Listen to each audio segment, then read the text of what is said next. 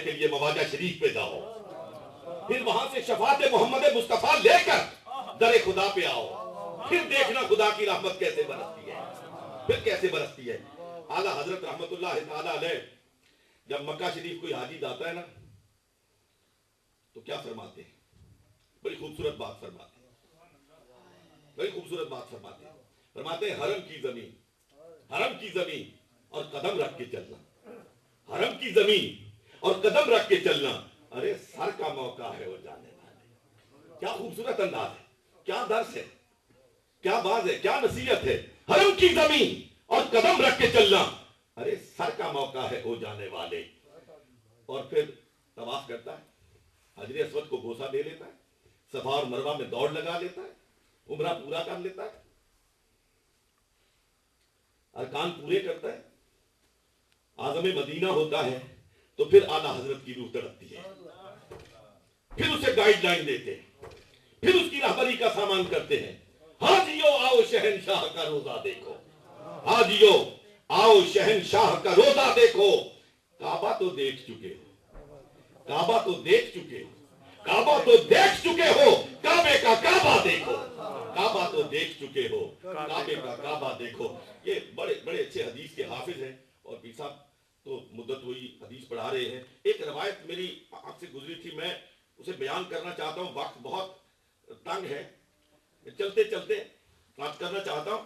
حضرت بلال نے حضور علیہ السلام کی رحلت کے بعد مکہ مدینہ طیبہ کو چھوڑ دیا تھا اور شام میں جا کے بسیرا کیا تھا، سب جانتے ہیں۔ اور کیا کیوں تھا کہ جس شہر میں سرکار موجود نہیں ہے، اب ان گلیوں میں گھوم نہیں سکتا، جس منبر پر سرکار نظر نہیں آتے اس منبر کو میں کیسے دیکھوں، جس مسجد میں سرکار اب نظر نہیں آتے بلال اس میں کیسے آئے کیسے جائے۔ مدینہ طیبہ سے چلے گئے، شام جا کے بسیرا کیا، اور غالباً اگر میری یاداشت کام کر رہی ہے تو حضرت امیر المومنین سیدنا فاروق اعظم کا زمانہ تھا۔ بلال سوئے ہوئے، رات کا پچھلا پہر ہے، خواب میں سید دو عالم صلی اللہ علیہ وسلم تشریف لاتے ہیں، والضحیٰ کا چہرہ آتا ہے، واللیل اذا سجا کی زلفیں لہراتی ہیں، اور سرکار فرماتے ہیں دوستو عاشقوں کا مجمع ہے، اس بات کو کوئی عاشق ہی جان سکتا ہے کہ سرکار خواب میں آتے ہیں اور فرماتے ہیں بلال ہمیں چھوڑ کے گئے پھر واپس ہی نہیں آئے، ہمیں چھوڑ کے گئے پھر واپس ہی نہیں آئے۔ آنکھ کھلی، بلال تڑپ اٹھے، رخت سفر باندھا، عازم مدینہ ہوئے، روانہ ہو گئے۔ لیکن آؤ وہ تھیوری پیش کرنے والا محمد عربی صلی اللہ علیہ وسلم کے لا فضل لعربی علی عجمی ولا لعجمی علی عربی ولا لاحمر علی اسود ولا لاسود علی احمر کلکم ابناء آدم و آدم من تراب، کہ کسی عربی کو کسی اجمی پر، کسی اجمی کو کسی عربی پر، کسی گورے کو کسی کالے پر، کسی کالے کو کسی گورے پر کوئی فضیلت کوئی برتری حاصل نہیں۔ فضیلت اور برتری کا معیار تقوی اور پرہیزگاری ہے۔ یہ تھیوری تھی، یہ اصول تھا، لیکن اس اصول کا انتباہ کس موقع پہ ہوا؟ افسوس میرے پاس وقت نہیں، میں ایک ایک واقعہ آپ کی نظر کرتا۔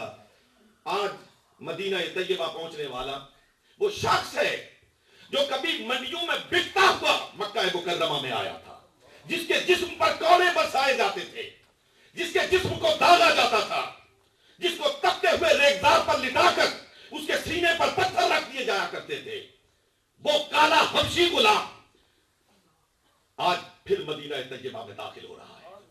کوئی رئیس نہیں آ رہا ہے، کوئی کسی بادشاہ کا بیٹا نہیں آ رہا ہے، کوئی بڑا لیڈر نہیں آ رہا ہے، دوستان محترم مؤذن رسول بلال حبشی آ رہا ہے، اور کسی دیکھنے والے کی آپ نظر پڑتی ہے بلال حبشی پہ تو آواز لگاتا ہے او مدینے کے رہنے والوں، وہ محمد عربی کا کالا غلام آج پھر آ گیا۔ روایت میں آتا ہے کہ جس وقت بلال حبشی مدینہ طیبہ میں داخل ہو رہے تھے، مدینہ طیبہ سارا امٹ کے باہر آ گیا تھا۔ صحابہ کرام ہیں، دائیں صحابہ ہیں، بائیں صحابہ ہیں، آگے صحابہ ہیں، پیچھے صحابہ ہیں، اور صحابہ کے اس درمیان میں وہ سیاہ فام غلام بلال حبشی چل رہا ہے۔ کس شان کے ساتھ چل رہا ہے. عورتیں مکانوں کی چھتوں پہ نکل کر بلال حبشی کا دیدار کر رہی ہے. قربان جائیے اس آقا و مولا کے قدوم میمنت لزوم پر جس نے حبش کے رہنے والے سیاہ فام کو زمین سے اٹھا کر عرش کی بلندیوں پہ پہنچا دیا ہے. حضرات محترم، بلال حبشی سیدھے نظریں جمائے ہوئے سیدہ طیبہ طاہرہ عائشہ صدیقہ رضی اللہ تعالیٰ عنہا کہ حجرہ مقدسہ کے پاس پہنچتے ہیں، دیوار سے لپٹ جاتے ہیں، رو رو کے ہلکان ہو رہے ہیں.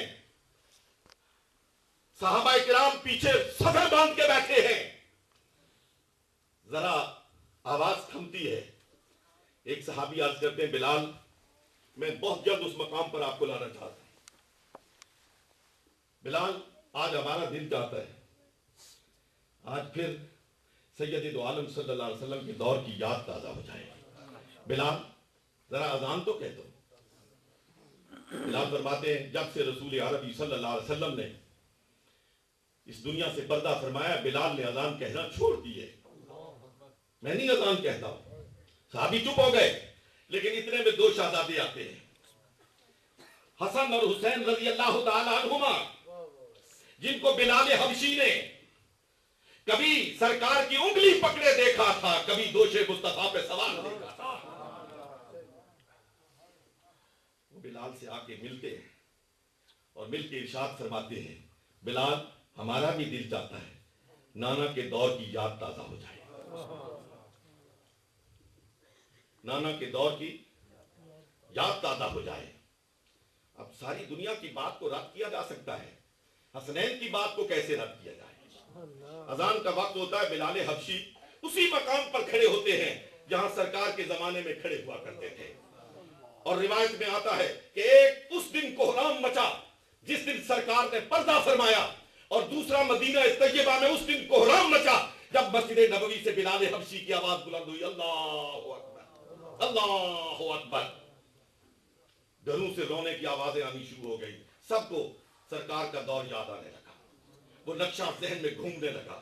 ایک ایک چیز آنکھوں کے سامنے گھوم رہی تھی اور نبی کے چاہنے والے جان نثار آہو بکا کر رہے تھے. حضرات محترم، میں اس نقطے پہ پہنچ چکا ہوں اور آپ کی توجہ حاصل کرنا چاہتا ہوں. جس وقت سرکار کے زمانے میں حضرت بلال حبشی اذان دیتے ہوئے اس مقام پر پہنچتے تھے اشہد ان محمد رسول اللہ، تو اس وقت یوں سامنے کعبہ تھا نا، کعبے سے اپنا رخ تبدیل کر لیتے تھے. سرکار سامنے بیٹھے ہوتے تھے. صرف یہ کہتے نہیں تھے، کہتے تھے اشہد ان ھذا محمد الرسول اللہ. یہ ہے وہ محمد صلی اللہ علیہ وسلم جو اللہ کے رسول ہے، انگلی کے اشارے سے. آج جب اس مقام پر پہنچے نا، صحابہ کے کان کھڑے ہو گئے، آنکھیں واہ ہو گئی. آج بلال کیا کرے گا؟ آج بلال کیا کرے گا؟ لیکن بلال جس اس مقام پر پہنچے نا، اشہد ان ھذا، تو اسی طرح اپنا رخ قبلے سے ہٹا کے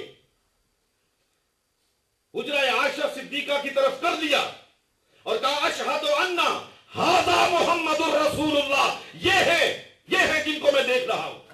اس لیے کہ ھذا قریب کا اشارہ ہے اور یہ متقاضی ہے اس بات کا کہ جس کی طرف اشارہ کیا جا رہا ہے وہ موجود بھی ہو، وہ قریب بھی ہو.